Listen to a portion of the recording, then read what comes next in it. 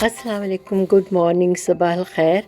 अगर आपने अपनी सुबहों को सजरी सवेर में तब्दील करना है तो नाश्ते के साथ दबंग सा बेहतरीन सा अंडा बनाइए।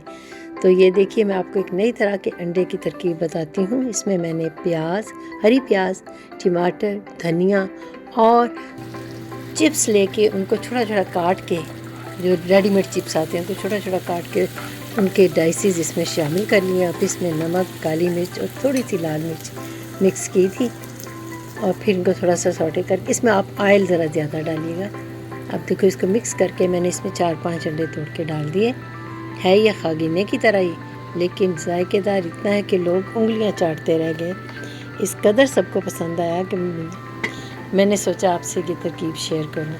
तो देखिए, चाहे तो आप इसकी कंसिस्टेंसी को नरम रख लें या ज़रा ट्राई कर लें, जैसा आपको पसंद है, लेकिन ये गारंटी है कि ये बहुत मज़ेदार होगा। आप एक दफ़ा ज़रूर ट्राई कीजिएगा।